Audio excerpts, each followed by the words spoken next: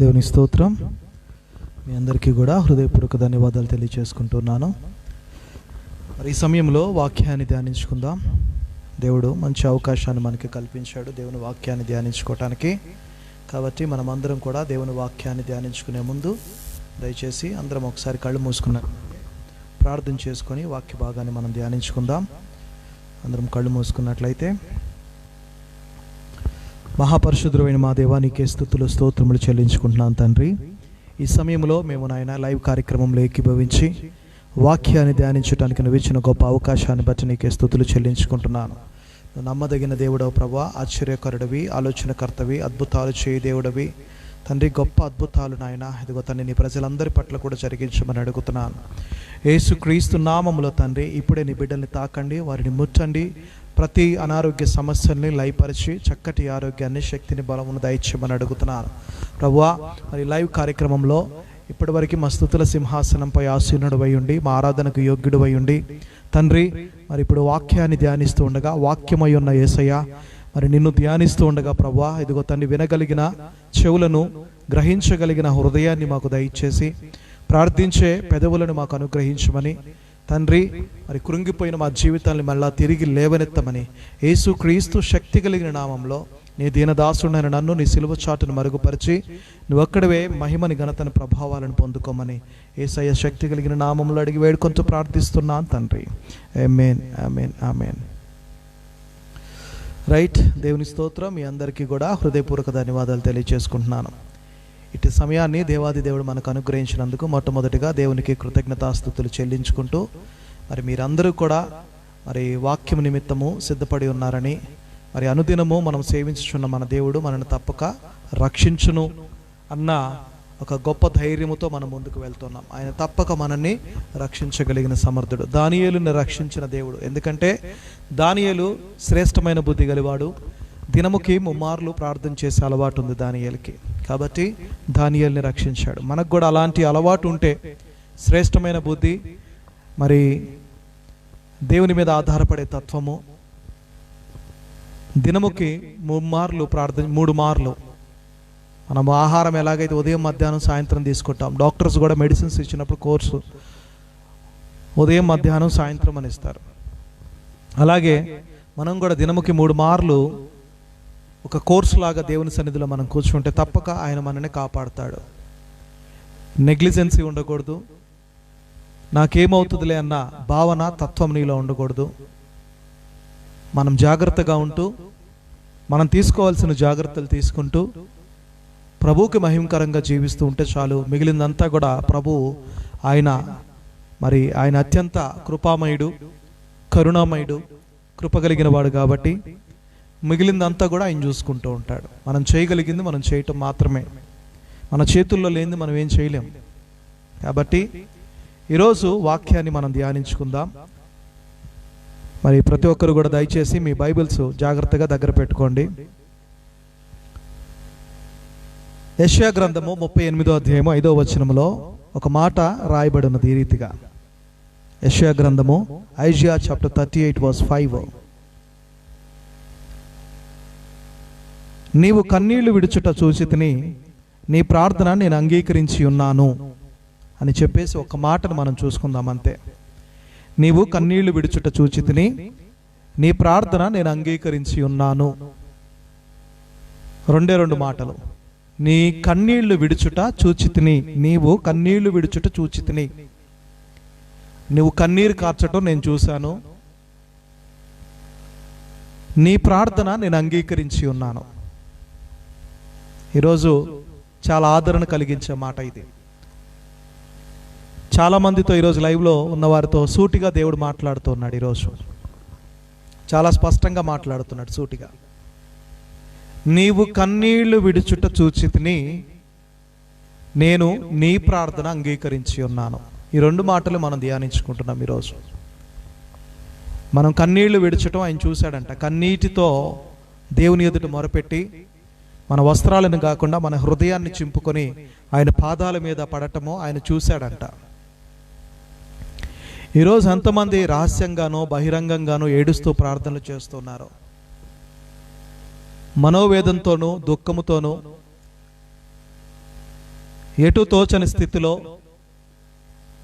ఎటు వెళ్ళాలో అర్థం కాని పరిస్థితుల్లో మౌనంగా దేవుని పాదాల దగ్గర కూర్చొని ఎంతమంది కన్నీళ్లు విడుస్తూ ఉన్నారో, ఎంతమంది ప్రార్థన చేస్తున్నారో వారందరితో కూడా దేవుడు మాట్లాడుతున్నాడు. ఉద్యోగాలు పోగొట్టుకొని, వ్యాపారాలు నిలిచిపోయి, సరైన జీతాలు లేక, కుటుంబము జరగలేక, ముందుకు వెళ్ళలేక, ఇంటద్దె కట్టుకోవటం కూడా కష్టతరంగా ఉన్న ఈ దినాలలో, మంచి ఆహార పదార్థాలు తినటానికి కూడా కష్టంగా ఉన్న ఈ దినాలలో,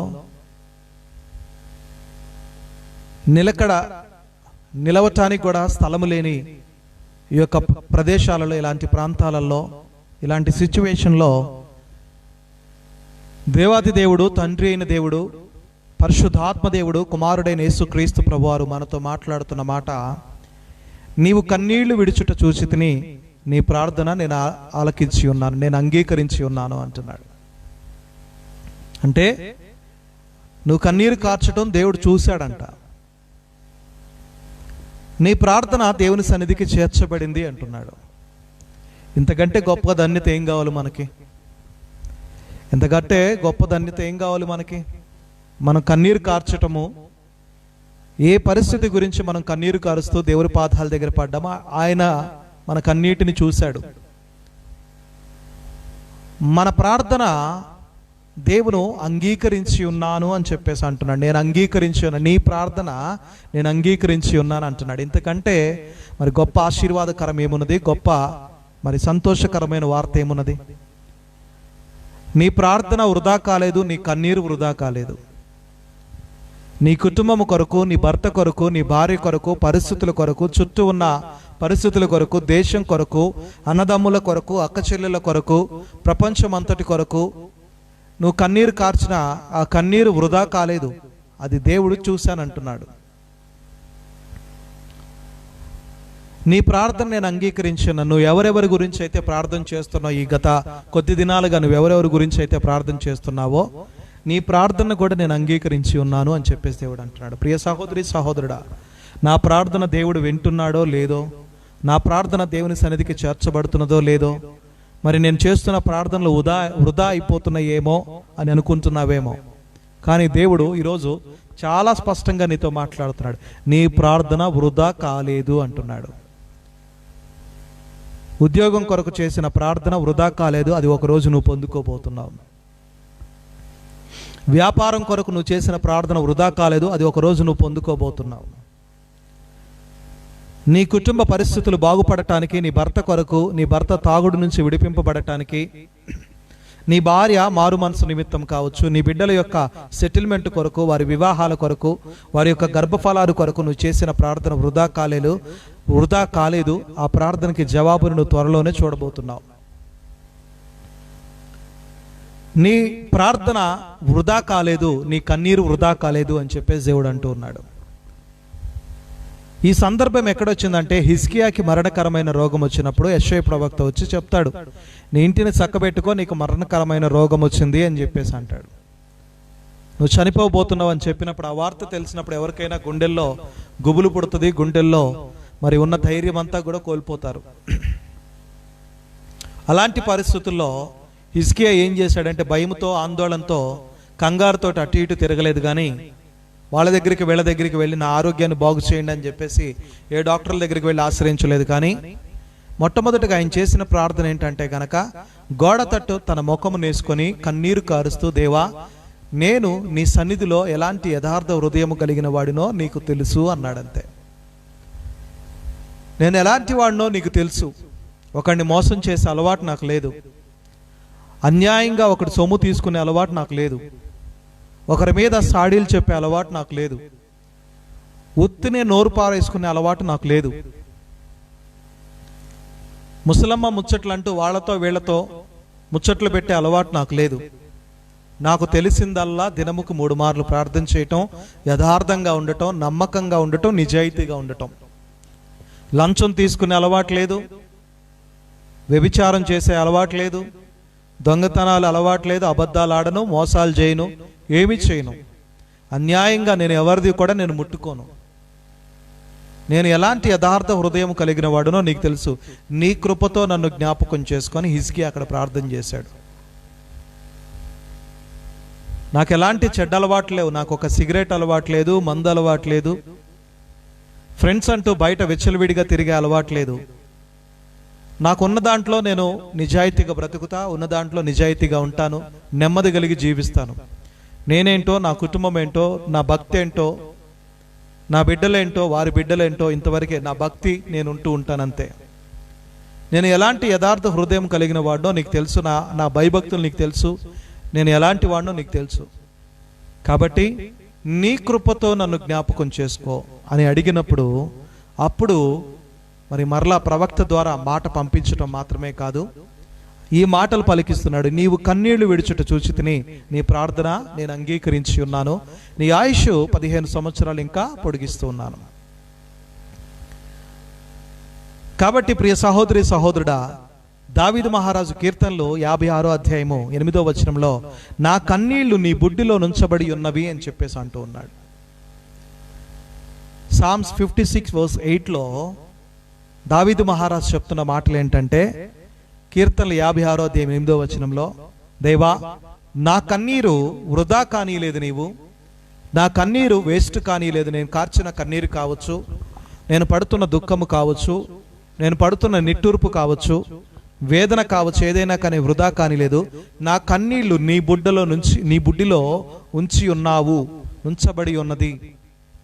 నా కన్నీళ్లు నీ బుడ్డిలో ఉంచబడి ఉన్నది అంటే నువ్వు జాగ్రత్తగా దానిని దాచిపెట్టావు. ఒకరోజు దానికి ప్రతిఫలాన్ని నాకు దయచేస్తావు.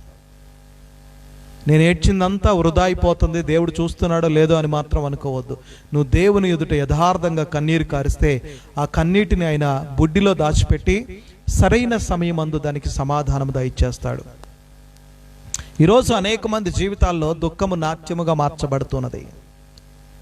ఈరోజు ఈ వర్తమానం వింటున్న ప్రియ సహోదరి సహోదరుడా, మీ జీవితాలలో దేవుడు దుఃఖాన్ని నాట్యముగా మారుస్తూ ఉన్నాడు. అంటే మీ దుఃఖ దినములన్నీ కూడా సమాప్తములు చేసి నాట్యము మార్చబోతున్నాడు. నాట్యంగా అంటే సంతోషముతో దావీదు మహారాజు ఎలాగైతే గంతులు వేస్తూ ఆనందముతో దేవుని సన్నిధిలో గడుపుతాడు, అట్టి రీతిగా మన దుఃఖాలు కూడా నాట్యాలుగా మార్చబడబోతున్నాయి. అంటే ఆనందకరమైన దినాలలోకి మనము వెళ్ళబోతున్నాం, సంతోషకరమైన రోజుల్లోకి మనం వెళ్ళబోతున్నాం. ఈ రోజు వరకు అప్పులల్లోనూ సమస్యల్లోనూ కుటుంబము గడవని పరిస్థితుల్లో ఉంటూ ఉందేమో.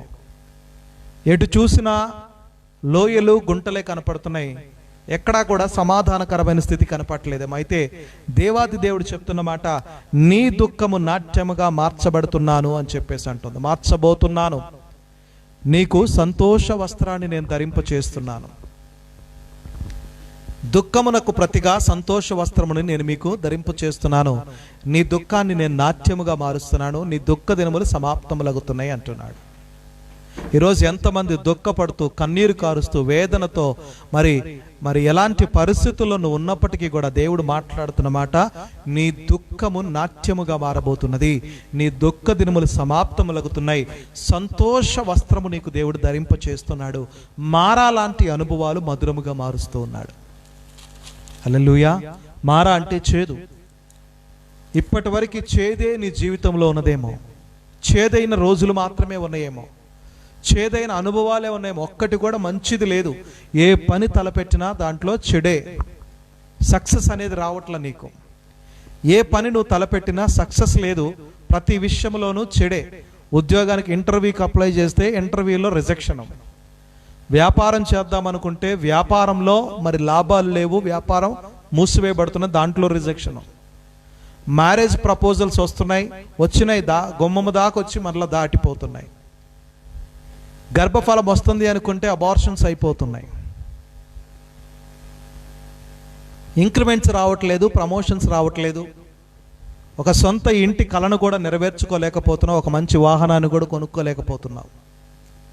గవర్నమెంట్ ఉద్యోగాలకు ప్రయత్నాలు చేస్తుంటే ఉద్యోగాలు రావట్లేదు. ఎన్ని చేసినా కానీ, ఎలాంటి పనులు చేసినా కానీ ఆ చేదే ఎదురవుతుంది. అన్నిట్లో రిజెక్షన్ రిజెక్షన్ రిజెక్షన్. చాలామంది రిజెక్షన్లో డిప్రెషన్లోకి వెళ్ళిపోతూ ఉంటారు. కానీ దేవుడు మీరు పోగొట్టుకున్న చోటని వెతుక్కోమన్నాడు. మీరు ఎక్కడ పోగొట్టుకున్నారో అక్కడే వెతకాలి. ఎక్కడ పోగొట్టుకొని ఎక్కడో వెతుక్కోవటం కాదు.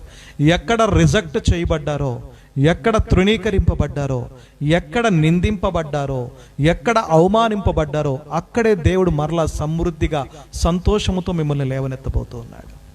హల్లెలూయా. సంతోషముతో మిమ్మల్ని లేవనెత్తబోతున్నాడు. కృంగిపోవద్దు. కృంగిపోయే దినాలు కాదు ఇవి. కృంగిపోయిన వారిని భరోసా ఇచ్చి లేవనెత్తే రోజులు ఇవి. ఈరోజు వరకు నీ జీవితంలో మారాలాంటి అనుభవాలే ఉన్నాయి. చేదు చేదు చేదు. గత కొన్ని సంవత్సరాలుగా చేదుని అనుభవిస్తున్నావు. సంతోషం లేదు, సమాధానం లేదు, నిద్ర లేని రాత్రులు ఎన్నో గడుపుతున్నావు. నువ్వు సంతోషంగా ఎవరితో కూడా, భార్య బిడ్డలతో కానీ, భర్తతో కానీ, బిడ్డలతో కానీ, కుటుంబ సభ్యులతో కానీ గడిపిన రోజులే లేవు. ఫోన్ కాల్ మోగితే భయం, ఎవరైనా వచ్చి తలుపు కొడితే భయం, ఏం జరుగుతుందో అన్న భయంతో నువ్వు ఉంటూ ఉన్నావేమంటే అలాంటి చేదైన జీవితాన్ని దేవుడు ఈ దినము మొదలుకొని మధురంగా మారుస్తున్నాడు. చేదుని మధురంగా అంటే టేస్టీగా మారబోతున్నావు, స్వీట్ అయిపోతుందంట.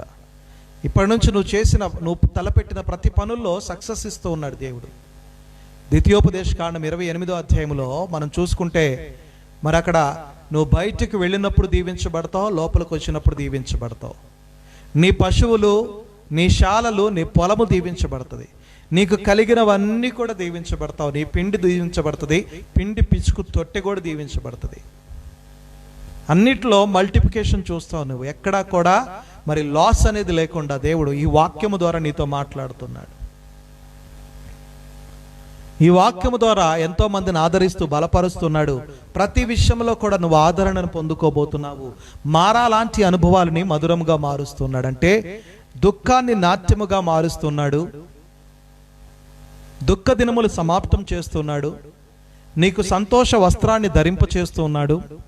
మారాలాంటి అనుభవాలని మధురముగా మారుస్తున్నాడు దేవుడు. ఎందుకంటే ఇప్పుడున్న శ్రమ కొద్ది కాలమే.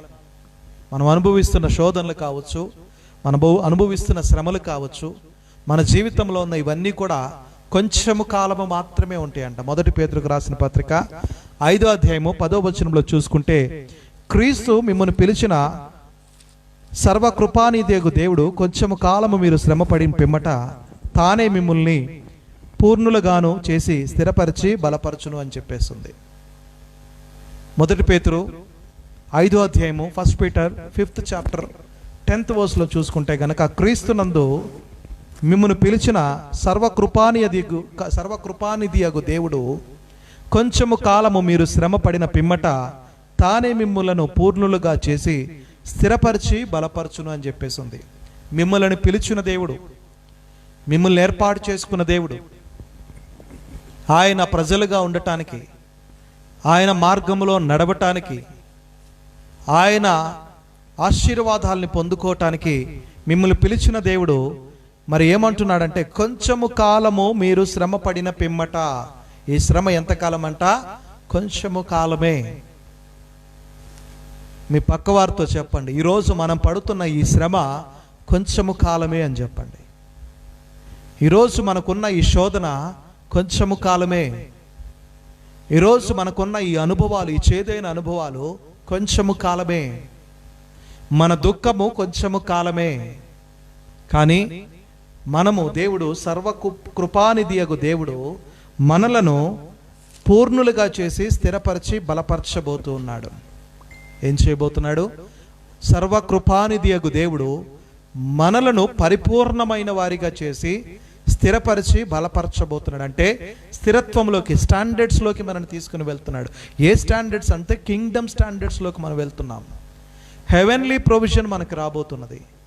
పరలోకపు యొక్క ద్వారాలు మన నిమిత్తము తెరుస్తూ ఉన్నాడు ఆయన. హెవెన్లీ ప్రొవిజన్ మనకు వస్తున్నది. మనుషుల దగ్గర నుంచి వచ్చే సహాయం కాదు, మనకి మనుషులు చేసే సహాయం కాదు. మనకి ఎక్కడి నుంచి సహాయం వస్తున్నది? పరలోకము నుంచి మనకు సహాయము. దేవుడు అపవాది ఒక ద్వారము మూసివేస్తే 7 ద్వారాలు దేవుడు తెరుస్తున్నాడు. అపవాది ఒక ద్వారము నుంచి లోపలికి సొరబడితే 7 ద్వారాల నుంచి దేవాది దేవుడు వాడిని బయటికి వెళ్ళగొడుతున్నాడు నీ జీవితంలో నుంచి. సర్వకృపానిధియగు దేవుడు పరిపూర్ణమైన వ్యక్తులుగా మనల్ని తీర్చిదిద్ది స్థిరపరిచి బలపరుస్తున్నారు. స్థిరపరచటం అంటే అన్నిట్లో ఒక స్టాండర్డ్స్ని తీసుకొస్తున్నాడు. ఉద్యోగంలో ఒక స్టాండర్డ్ పొజిషన్, వ్యాపారంలో ఒక స్టాండర్డ్ పొజిషన్, కుటుంబంలో ఒక స్టాండర్డ్స్, నలుగురిలో ఒక స్టాండర్డ్ లెవెల్ని మనకి ఇస్తున్నాడు దేవుడు. చుట్టుపక్కల ఉన్న వారందరి మధ్యలో కూడా దేవుడు ఘనతగా మనల్ని నిలవపెట్టుకోబోతున్నాడు. హల్లెలూయా. కాబట్టి మీ పక్కవారితో చెప్పండి, కొంచెము కాలమే అని.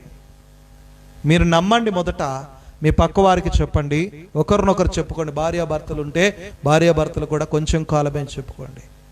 బిడ్డలు ఉంటే కనుక బిడ్డలు తల్లిదండ్రులతోటి, తల్లిదండ్రులు బిడ్డలతోటి కొంచెము కాలమే అని చెప్పుకోండి. ఈ కొంచెము కాలము శ్రమ పడిన తర్వాత దేవుడు మన పరిపూర్ణమైన వ్యక్తులుగా తయారు చేసి స్థిరపరిచి బలపరచబోతూ ఉన్నాడు. హల్లెలూయా. స్థిరపరచడం మాత్రమే కాదు, బలపరుస్తున్నాడు. మనల్ని బలవంతులుగాను శక్తివంతులుగాను శత్రువుని ఎదిరించే సామర్థ్యాన్ని దేవుడు మనకిస్తూ ఉన్నాడు. శత్రువుని మన పాదాల కింద అణగదొక్కే సామర్థ్యాన్ని దేవుడు మనకి ఇస్తున్నాడు. అంత మాత్రమే కాదు, నిత్యముగా మన చేతుల కష్టార్జితాన్ని మనం అనుభవించబోతున్నాం. ఈ రోజు వరకు నువ్వు సంపాదించిన సంపాదన అంతా అన్యుల పాలైపోతుంది. వాళ్ళు తీసుకోవటం, వీళ్ళు తీసుకోవటం, ఆ లోన్లని, ఈ లోన్లని, ఆ ఈఎంఐలని, మరి ఆ వడ్డీలని, చక్రవడ్డీలని, బారు వడ్డీలని, అవని ఇవని నువ్వు కడుతున్న ఆ ధనము దేవుడు మరి నిత్యముగా నీ చేతుల కష్టార్జితాన్ని అనుభవించే ఆ దినాలని దేవుడు నీకు తీసుకొని రాబోతున్నాడు. మరలా 128వ కీర్తన ఒకసారి చూస్తే, ఇక్కడ ఒకసారి చదువుదాం. 128వ కీర్తన 2వ వచనము ఒకసారి మనం చదువుకుందాం. ప్రతి ఒక్కరు కూడా తీసి. నిశ్చయముగా నీవు నీ చేతుల కష్టార్జితము అనుభవించదవు. నీ చేతుల కష్టార్జితము అనుభవించదవు. నీవు ధన్యుడవు. నీకు మేలే కలుగును. చదవండి. నీ లోగిట నీ భార్య ఫలించు ద్రాక్షావళి వలె నుండును. నీ భోజనపు బల్ల చుట్టూ నీ పిల్లలు ఒలీవ మొక్కల వలె నుందురు. యెహోవా యందు భయభక్తులు గలవాడు ఈలాగు ఆశీర్వదింపబడును. సియోనులో నుండి యెహోవా నిన్ను ఆశీర్వదించును. చాలండి. సియోనులో నుంచి యెహోవా నిన్ను ఆశీర్వదించును. నిశ్చయముగా ఈ రోజు వరకు నీ కష్టార్జితము, మరి నువ్వు సంపాదించిన సంపాదన అంతా 2-3 రోజుల్లో అయిపోతుందేమో. నువ్వు నెలంతా కూడా 30 రోజులు కష్టపడి సంపాదించిన సంపాదన పగలనక రాత్రనక, వాననక వరదనక, మరి నువ్వు వెళ్ళి సంపాదించిన సంపాదన అంతా కూడా 30 రోజులు కష్టపడి నిద్రాహారాలు మానేసేసి ఉదయం నుంచి సాయంకాలం వరకు నువ్వు కష్టపడి శ్రమపడిన శ్రమ అంతా కూడా 2-3 రోజుల్లో వృధాగా అయిపోతున్నదేమో. అది వేస్ట్ అయిపోతున్నది. నీ దగ్గర మిగలట్లేదు, నీ దగ్గర స్టోరేజ్గా ఉండట్లేదేమో. అయితే నువ్వు దాన్ని కూడా సమృద్ధిగా అనుభవించలేకపోతున్నావు. ఎలా వస్తుందో ఎలా పోతుందో కూడా నీకు తెలియట్లేదు. సమృద్ధిగా నువ్వు అనుభవించలేకపోతున్నావు. అయితే దేవుడు ఈరోజు నీకు ఇస్తున్న వాగ్దానము, నిశ్చయముగా నీ చేతుల కష్టార్జితము నువ్వు అనుభవించదవు అంటున్నాడు. నిశ్చయముగా నీ చేతుల కష్టార్జితం ఏదైతే ఉన్నదో, నువ్వు సంపాదన నెలంతా కష్టపడి సంపాదించిన సంపాదన నువ్వు ఖచ్చితంగా అనుభవించబోతున్నావు. ఇంకా అబండెన్స్లోకి నువ్వు వెళుతున్నావు, సమృద్ధిలోకి వెళ్ళబోతున్నావు. గొర్రెలకి సమృద్ధిగా జీవాన్ని ఇవ్వటానికి వచ్చాను అన్నాడు. గొర్రెలకి జీవాన్ని ఇవ్వటానికి వచ్చాను, అది కూడా సమృద్ధి అయిన జీవాన్ని ఇవ్వటానికి వచ్చాను అన్నాడు. అంటే దేవుడు ఏది ఇచ్చినా కానీ మనకి సమృద్ధిగా వస్తాడు. నిత్యముగా నీ చేతుల కష్టార్జితం నీవు అనుభవించటం మాత్రమే కాదు, నీవు ధన్యుడవు, నీకు మేలే కలిగిద్ది. నీవు ధన్యురాలివి, నీకు మేలే కలిగిద్ది. నీ పక్కన ఉన్న వాళ్ళతో చెప్పండి, నువ్వు ధన్యురాలివి, నీకు మేలే కలిగిద్ది. నీవు ధన్యుడివి, నీకు మేలే కలిగిద్ది అని చెప్పండి. నీ కష్టార్జితాన్ని నువ్వు అనుభవిస్తావు. సియోనులో నుంచి యెహోవా నిన్ను ఆశీర్వదిస్తూ ఉన్నాడు. ఎక్కడి నుంచి? సియోనులో నుంచి, పరలోకం అనే మహారాజు పట్టణంలో నుంచి నిన్ను దేవాది దేవుడు దీవిస్తూ ఉన్నాడు, ఆశీర్వదిస్తూ ఉన్నాడు. కాబట్టి నిశ్చయముగా నీ చేతుల కష్టార్జితాన్ని నువ్వు అనుభవిస్తావు. నీవు ధన్యుడివి, నీకు మేలే కలిగిద్ది. ఎందుకంటే ఆయన చెప్పిన మాట తూచా తప్పకుండా నెరవేర్చే దేవుడు. ఆయన వాగ్దానాలన్నీ కూడా తప్పకుండా నెరవేర్చగలిగిన సమర్థుడు. అబ్రహాము కూడా అదే అంటాడు, వాగ్దానం చేసిన వాడు నమ్మదగిన వాడు, వాగ్దానం నెరవేర్చగలిగిన సమర్థుడు. ఆయన సమర్థుడు కాబట్టే ఆయన వాగ్దానం చేశాడు. సంఖ్యాకాండము 11వ అధ్యాయం 23వ వచనంలో చూసుకుంటే మరి అక్కడ ఉన్నది కదా, చెప్పినట్టుగా ఆయన మాట ఆయన ఎడల తప్పక నెరవేరును అని చెప్పేసి మోషేతో అంటూ ఉన్నాడు. నేను చెప్పినట్టుగా నా మాట తప్పక నెరవేరును. నేను ఏదైతే మీకు చెప్పాను, నా బాహుబలమే నాటికి తక్కువ కాలేదు. నా శక్తి సామర్థ్యాలు, ఎందుకంటే నేను నిన్న నేడు రేపు ఏకరీతిగా ఉండే దేవుణ్ణి, ఆది అంతం వై ఉన్న దేవుణ్ణి, అల్ఫా ఒమేగా అయి ఉన్న దేవుణ్ణి. నా బాహుబలము అంటే నా శక్తి ఏమాత్రము కూడా తక్కువ కాలేదు. మరి నేను చెప్పిన మాట చెప్పినట్టుగా నెరవేర్చగలిగిన సమర్థుడని అని సంఖ్యాకాండము 11వ అధ్యాయం 23వ వచనంలో ఉంది. దేవుని వాగ్దానాలు ఎన్నైతే ఉన్నాయో అవన్నీ కూడా అవును అన్నట్టుగానే ఉన్నాయి. అవన్నీ కూడా నెరవేర్చడానికి సిద్ధంగా ఉన్నాయి, నెరవేర్పబడటానికి సిద్ధంగా ఉన్నాయి. ఈరోజు నీ పట్ల దేవుని వాగ్దానాలు ఎన్నైతే ఉన్నాయో అవన్నీ కూడా నెరవేర్చబడాలి అంటే కనుక అవన్నిటిని నువ్వు బయటకు తీసి చదవటం మొదలుపెట్టు, ధ్యానించటం మొదలుపెట్టు. ఎప్పుడైతే వాగ్దానము నీకు అర్థమవుతుందో అప్పుడు అది ఫలిస్తుంది. ఎప్పుడైతే మనం తిన్న ఆహారము మన వంట పడుతుందో అప్పుడు మన శరీరము కావచ్చు, అది పటిష్టంగా బలంగా తయారవుతుంది, ఎనర్జెటిక్గా, ఇమ్యూనిటీ లెవెల్స్ కూడా బూస్ట్ అవుతాయి మనకి. మన తిన్న ఆహారము మన వంట పట్టకపోతే మన తిన్నదంతా వృధా అయిపోతూ ఉంటుంది. ఇంకా ఎప్పుడు కూడా పీలగా తేలికపాటి లాగా ఉంటూ ఉంటారనమాట, బక్కగా. వంట పట్టాలి, శక్తివంతంగా మనం ఉండాలి. వాగ్దానం కూడా అలాగే. ఎప్పుడైతే మనకిచ్చిన వాగ్దానం మనం ధ్యానిస్తే దాన్ని అర్థం చేసుకుంటామో, not a physical manner, spiritual మేనర్లో మనం అర్థం చేసుకోవాలి దాని వాగ్దానాన్ని. స్పిరిచువల్గా, ఆత్మీయంగా నువ్వు ఎప్పుడైతే దాన్ని అర్థం చేసుకుంటావో, అర్థం చేసుకున్న మరుక్షణమే వాగ్దానము నీ పట్ల నెరవేర్చబడుతుంటుంది. ఆమేన్. మీ వాగ్దానాలు ఎన్నైతే ఉన్నాయో అవన్నీ కూడా అవునన్నట్టుగానే ఉన్నాయి. అవన్నీ కూడా దేవుడు తన కృపాతిశయం చొప్పున మనకి ఇవ్వబడినవే. వాటన్నిటిని నెరవేర్చబడాలి అంటే వాటిని ఫ్రేమ్ కట్టించుకుంటేనో, పర్సులో పెట్టుకుంటేనో, బైబిల్లో జాగ్రత్తగా దాచుకుంటేనో అవి నెరవేర్చబడవు. కానీ దానిని మనం జాగ్రత్తగా ధ్యానిస్తూ అర్థం చేసుకుంటే అవన్నీ కూడా నెరవేర్చబడుతూ ఉంటాయి. హెస్కేల్ గ్రంథము 12వ అధ్యాయము 23 నుంచి 28 వచనాల వరకు ఒకసారి చూసుకుంటే కొన్ని చక్కని మాటలు, వాగ్దానం కూర్చున్న చక్కని మాటలు అక్కడ రాయబడి ఉన్నాయి. హెస్కేల్ గ్రంథము 12వ అధ్యాయము 23 నుంచి 28 వరకు ఒకసారి చదువుకుందాం. కావున నీవు వారికి ఈ మాట తెలియజేయము. ఈ మాట వారికి తెలియజేయము. ప్రభువగు యెహోవా సెలవిచ్చినదేమనగా ఇక మీదట ఇశ్రాయేలీలలో ఎవరును ఈ సామెత పలకకుండా నేను దానిని నిరర్ధకము చేసెదను. గనుక నీవు వారితో ఇట్లనము, దినములు వచ్చుచున్నవి, ప్రతి దర్శనము నెరవేరును. వ్యర్థమైన దర్శనమైనను ఇచ్చకములాడు సోదెగాండ్ర మాటలైనను ఇశ్రాయేలీలలో ఇకను ఉండవు. యెహోవానైన నేను మాట ఇచ్చుచున్నాను. నేనిచ్చు మాట ఇకను ఆలస్యము లేక జరుగును. హల్లెలూయా. ఏమంటున్నాడు? నీవు వారితో ఇట్లనుము. నేను మీతో చెప్తున్నాను, దేవుడు నాతో చెప్పిన మాటలు నేను మీతో చెప్తున్నాను.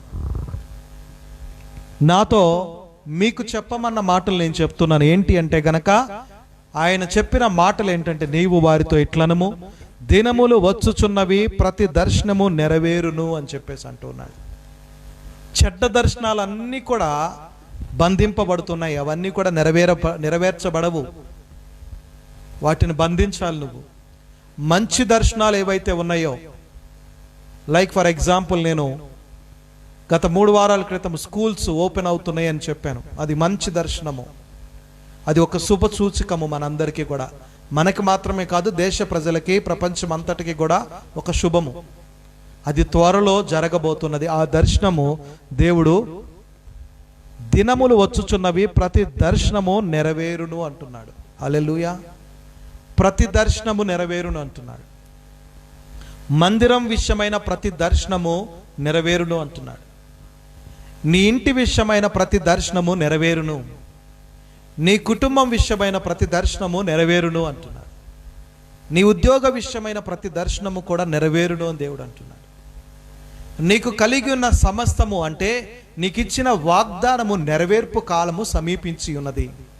దినములు వచ్చి ఉన్నవి, దినములు సమీపించుచున్నవి, వచ్చుచున్నవి అంటే డేస్ ఆర్ కమింగ్. అవి దగ్గరలో మనం ఉన్నాం.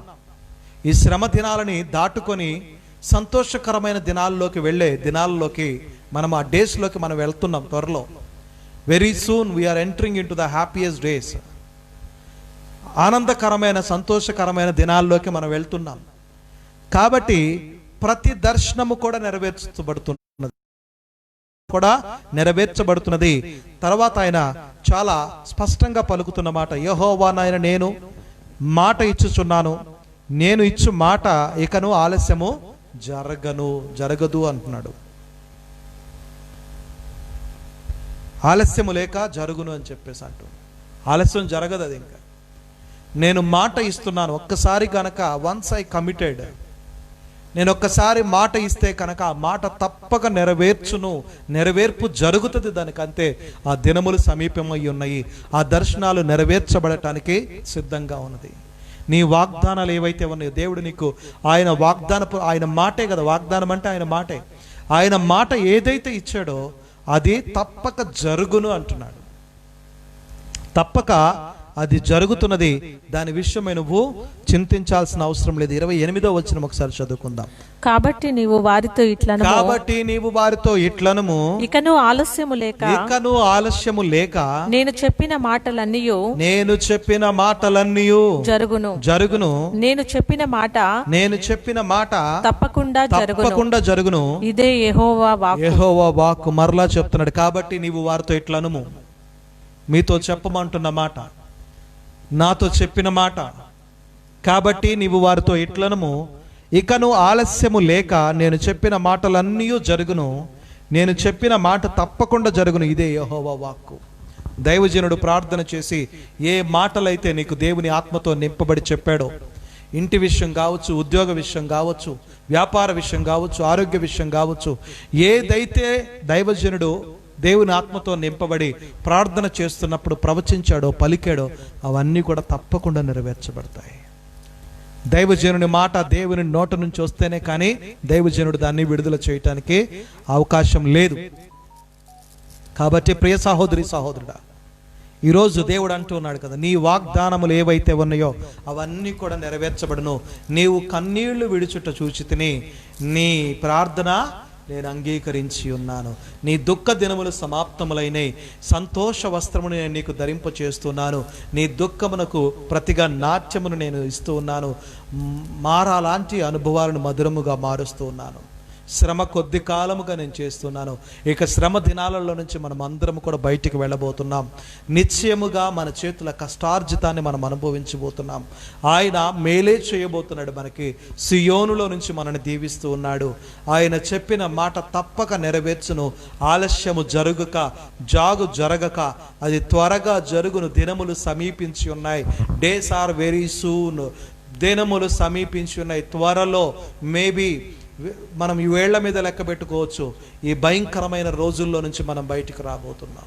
మరణకరమైన దినముల్లో నుంచి మనం బయటికి రాబోతున్నాం. ఈ భయంకరమైన విపత్తులో నుంచి, వైరస్ అంతటిలో నుంచి మనం బయటికి రాబోతున్నాం. ఈ యొక్క ఆర్థిక సమస్యల నుంచి మనం బయటికి రాబోతున్నాం. కుటుంబ సమస్యల నుంచి మనం బయటికి రాబోతున్నాం. నీ వాగ్దానాలన్నీ నెరవేర్చబోతున్నాడు.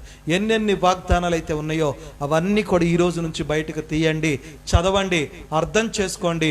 అర్థం కాకపోతే నాకు ఫోన్ చేసి అడగండి. మేము మీకు చెప్పటానికి, పరిశుద్ధాత్మతో నింపబడి అవి మీకు చెప్పటానికి మేము ప్రయత్నిస్తాం. కానీ నెగ్లెక్ట్ చేయకండి.